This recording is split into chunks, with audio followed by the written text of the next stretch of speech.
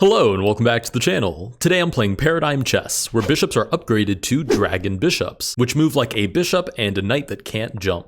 My goal is to win 3 games in a row. Let's get started with game number 1. Alright, game number 1, we get the white pieces against a 2000 rated opponent, so we should be in for quite the game. I did forget to mention that the back pieces are also scrambled, so it's a little bit chess 960-esque. We get pawn to b5 by the opponent. I'm not going to completely abandon chess principles. I'm going to start by developing my knights and then castling my king out of the way before figuring out exactly what I want to do with these pieces. We get knight to f6. I'll go knight to g3 again, just clearing the way so I can castle. They're going with a slightly different setup, but I'm not exactly sure of the exact purpose, and I don't think it changes my plan all that much. Okay, well, I ate those words in one single move. Okay, pawn to h5 is super interesting because it tells me that they are almost certainly going for a kingside attack. I mean, what other reason would you have to throw an h-pawn in my direction, especially right after I castled? Which means I should probably be focused on breaking open the center. I say that a little dubiously because I don't think a single pawn is going to cause me all that much harm. In fact, I'm going to play h4 for right now, but I don't want to engage in their attack too much and allow them to continue to gain tempo and initiative, developing their pieces while continuing to sort of develop this attack. It's always been sort of my philosophy that you want to engage as little with whatever your opponent is doing as possible and try to get your opponent to engage in your own attack.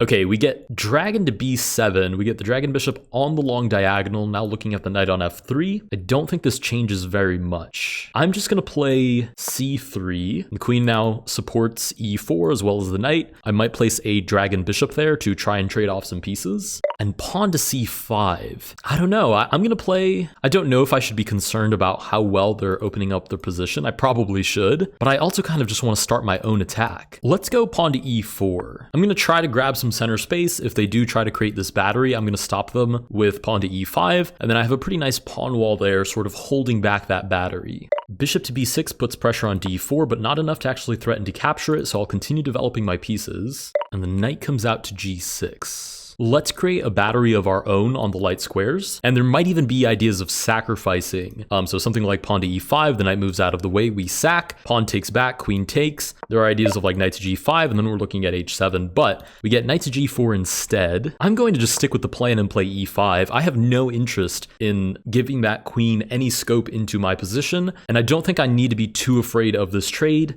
because now I'm even hitting the knight with tempo on the recapture. Yeah, the knight goes back. That sacrificing idea was really interesting, but the opponent leaned out of it. Let's go dragon here. I'm totally fine with that trade. They either concede the trade, we trade off those pieces, and I centralize the queen or even the knight looking at d6, or they just allow me to centralize my dragon. Ooh, pawn to d5. En passant all day, every day. The dragon takes back. I guess we'll take. Queen takes back as well. Let's go queen to e4.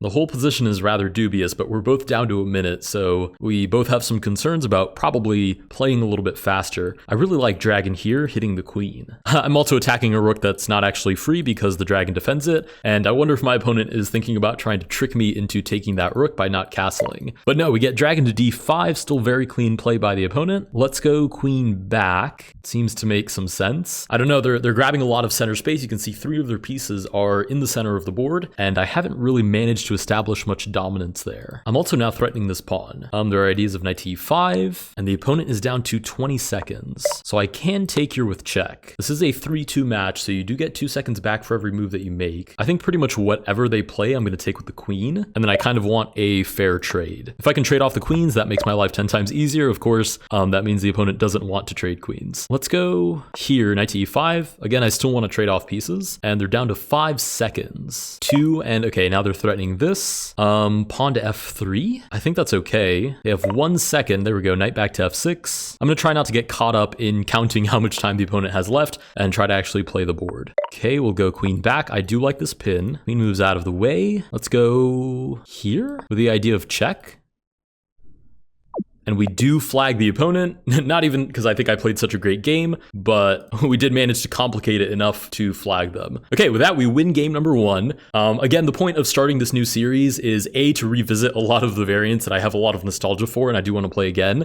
B, to play a lot of the variants that I've only played once, even though I've done the series twice. And C, to really force myself to play these harder variants that I'm not so great at, because by forcing myself to win 3 games in a row, I think I'm in for some hard harsh reality checks here and there. But okay, we'll stay optimistic. I do have one victory under my belt already, which is nice. Let's go to move on to game number 2. All right, game number 2, we get the white pieces again. I have no reason not to stick to the same game plan. We get pawn to d5, I'll play knight g3. I'm just gonna get my king castled as early as I can. We got a very, very similar setup to game number 1. So I think I have sort of a blueprint already of what I want to do. I want to develop my knights, I want a castle, and now I should be focused on striking the center. So let's go c4. Sort of like a queen's gambit from another dimension, we're using an outside pawn to target the center of the board. They do take. Now, do I take with the queen, or do I like continue giving away pawns and try to develop quickly? I think I should just take. I'm not going to bite off more than I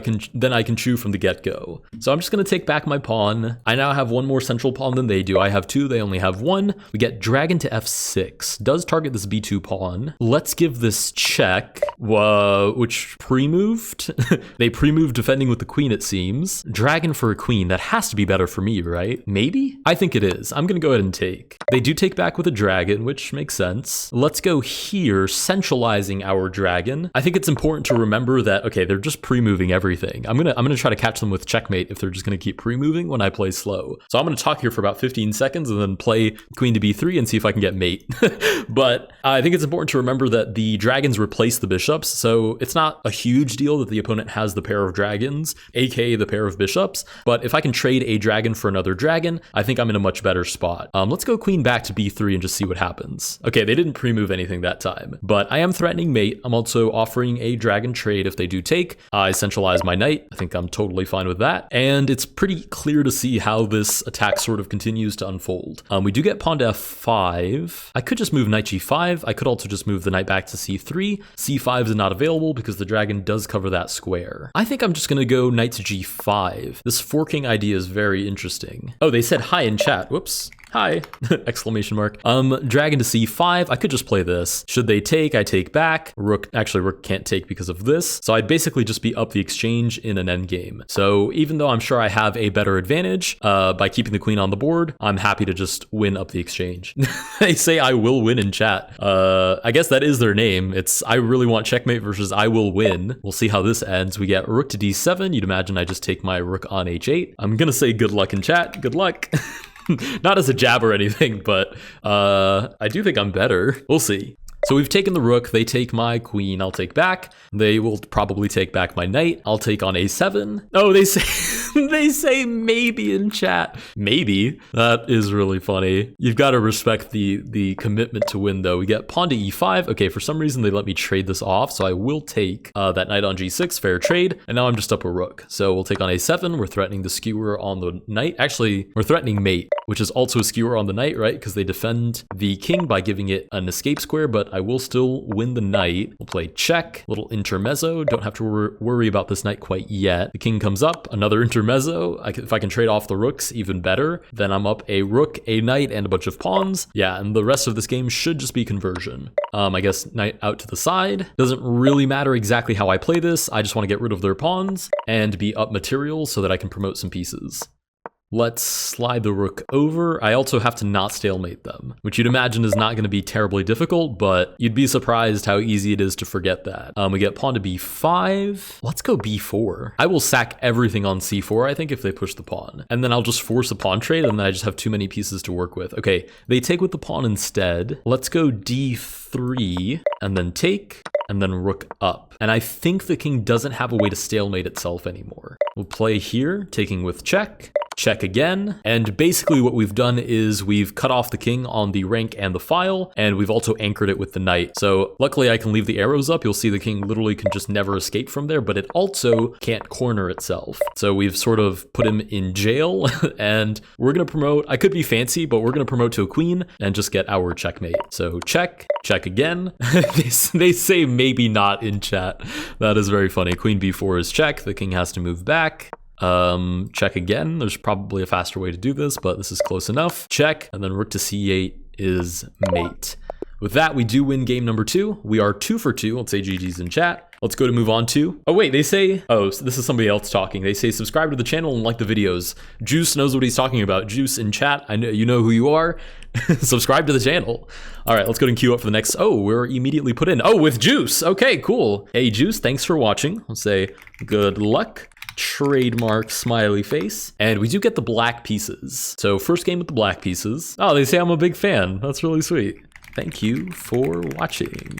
Oh, game canceled. We'll of course offer a rematch, but that also means that I've scammed my way into playing with the white pieces again. We do get pawn to d5. Let's go d4. This is a little bit more of a standard chess position. Pretty much the dragon and the knight just got swapped. We'll play knight to c3. Develop. Oh, we can't. Oh, wait a minute. I totally forgot. Like the most important part of this entire thing is that the dragons can't jump. Okay, let's go f3. I want to develop this dragon quickly, even if it's to a kind of mediocre square, just so that I can castle my king. Queen comes out to b6. There's some pressure on d4. I think I'm totally fine with that. I just want to castle my king, and now I can focus on funny business. Okay, pawn to c5. Definitely will take, and then I think I definitely take on d5 as well. We've pinned the knight to the queen with the dragon, and we're also targeting the queen with the knight. Queen shuffles over to c6. There has to be a way to capitalize on our faster development and the fact that we're castled. So I kind of want to keep this momentum up. The question is, how do I actually do that? Let's go dragon to e3. Reinforces the knight on d5, put some pressure on the knight on c5. Juice says, guys, don't clown on me, lol. It's my first time playing. with the crying face. That's so funny. I'm gonna say you are doing great. Don't worry at all. Trademark smiley face. That is so funny. Okay, pawn to f6. They immediately target the knight. You'd imagine I should probably reinforce it. So let's go pawn to c4. I think that makes sense. There are ideas of like pawn to b4 to follow, and then c5, b5, a little bit of a queen side attack. They say thanks with a trademark smiley face in return. Okay, dragon to e6. Yeah, I think we just go for it. b4, put some pressure on the opponent's position. If they do manage to escape and castle, then I didn't really get anything out of the position. So now we grab this fork. There's also the idea of letting the opponent castle to grab knight e7 with the fork, which is a little bit of a dirty way to play. So I'm gonna grab this fork first, and it's just more concrete. Yeah, queen shuffles over, we'll take the knight. Knight takes back, so we are up a piece. The problem is because we've got these mischievous pieces on the board, it's not so clear cut. There is this kind of trappy move of taking here with check in hopes that they take this way and then we win the queen.